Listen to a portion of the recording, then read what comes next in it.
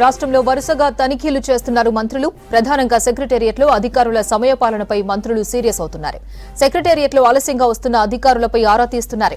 వివిధ శాఖలపై ఆకస్మిక తనిఖీలు చేస్తున్నారు మంత్రులు.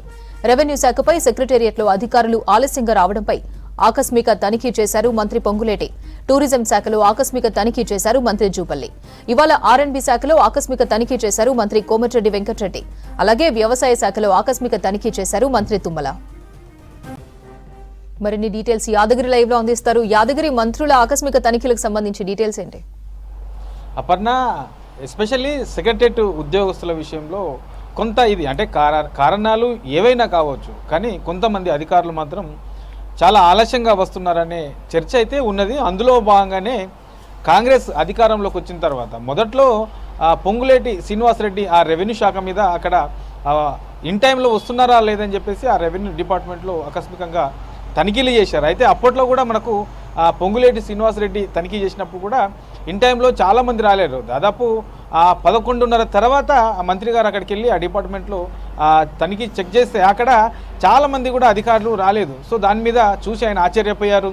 ఎందుకు ఇంత ఆలస్యంగా వస్తున్నారు, ఇంత టైం అవుతున్నా ఇంకా ఎందుకు రాలేదు అని చెప్పేసి అక్కడ అందుబాటులో ఉన్నటువంటి కొంతమంది అధికారులపైన ఆయన సీరియస్ అయ్యారు. ఆ తర్వాత ఎవరెవరు ఎందుకు రాలేదు ఇప్పటివరకు, సో దానికి సంబంధించి పూర్తి స్థాయిలో ఒక ఎక్స్ప్లెనేషన్ లెటర్ కూడా ఇవ్వాలి. తర్వాత ఈ డిపార్ట్మెంట్కి సంబంధించి పూర్తి స్థాయిలో ఒక సమగ్ర నివేదిక ఇవ్వాలని చెప్పేసి అప్పట్లో పొంగులేటి శ్రీనివాసరెడ్డి ఆ శాఖకు సంబంధించినటువంటి అధికారులకు ఆదేశాలు జారీ చేశారు.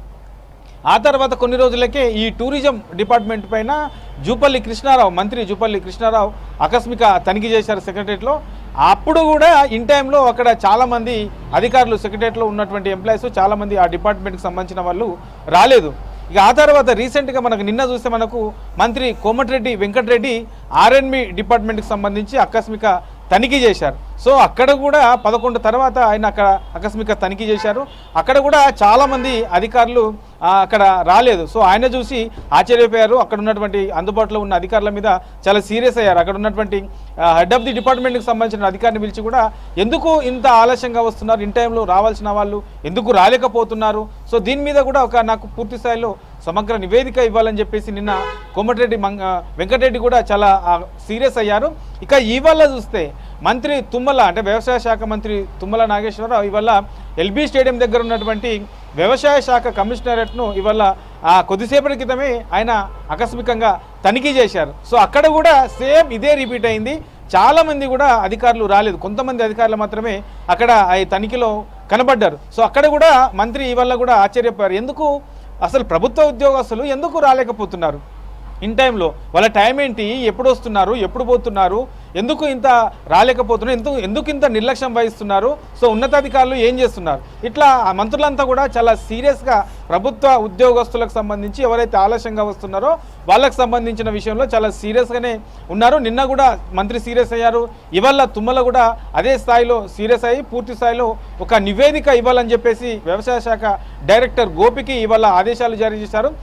ఎంతమంది ఉన్నారు, ఓవరాల్గా ఎంతమంది ఎప్పుడెప్పుడు వస్తున్నారు, ఏ టైంకి వస్తున్నారు, ఎప్పుడు పోతున్నారు, ఇవాళ తనిఖీ చేసిన టైంలో అధికారులు ఇన్ టైంలో కార్యాలయానికి రాని వాళ్ళు ఎంతమంది, సో వాళ్ళు ఏ క్యాడర్కి సంబంధించిన వాళ్ళు ఉన్నారు, వాళ్ళ రీజన్స్ ఏంటి, సో ఇట్లా పూర్తి స్థాయిలో ఒక సమగ్రమైనటువంటి నివేదిక ఇవ్వాలని చెప్పేసి ఇవాళ ఆ శాఖకు సంబంధించినటువంటి డైరెక్టర్ గోపిని తుమ్మల నాగేశ్వరరావు ఆదేశాలు జారీ చేశారు. ఇక మొన్న 2 రోజుల క్రితం సీఎం రేవంత్ రెడ్డి అన్ని శాఖలకు సంబంధించినటువంటి కార్యదర్శులతో ప్రత్యేకంగా సెక్రటరేట్లో సమావేశం పెట్టారు.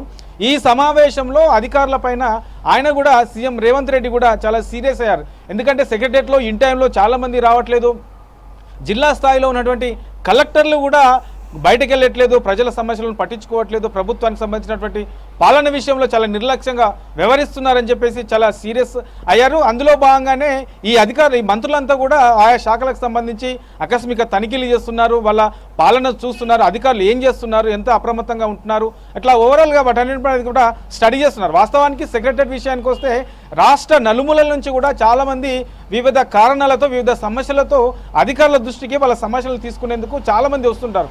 సడన్గా ఇక్కడ వచ్చేవారికి ఆ అధికారి ఉండరు, ఉండరు, పోనీ లీవ్లో ఉన్నారంటే లీవ్లో ఉండరు, కానీ ఇన్ టైంలో రారు. సో వాళ్ళందరూ కూడా వెయిట్ చేయాల్సిన సిచ్యువేషన్ ఉంటుంది. ఇట్లా చాలా ఇబ్బందులు పడుతున్న సిచ్యువేషన్ ఉంది. ప్రజల నుంచి కూడా ఇలాంటి కంప్లైంట్స్ ఎక్కువగానే ఉన్నాయి. సో ఈ వాటిని దృష్టిలో పెట్టుకొని కాంగ్రెస్ పాలనలో లాంటి నిర్లక్ష్యానికి గురి కాకుండా ప్రజలు ఎవరైతే సమస్యలతోని అధికారుల దృష్టికి తీసుకురావడానికి వస్తారో అధికారుల దగ్గర ఇన్ టైంలో వాళ్ళ సమస్యను పరిష్కారమయ్యే దిశగా ఉండాలి అనే ఉద్దేశంతోనే ఇట్లా ఆకస్మిక తనిఖీలు చేయడము, తర్వాత ప్రభుత్వ ఉద్యోగులంతా కూడా ఇన్ టైంలో కార్యాలయానికి రావడం, ఇట్లా వీటన్నిటిని ఒక సిస్టమేటిక్గా చేసే విధంగానే ఈ తనిఖీలని కంటిన్యూగా కొనసాగుతున్నటువంటి తనిఖీలు ఇప్పటికే 4 మంత్రులు చేశారు.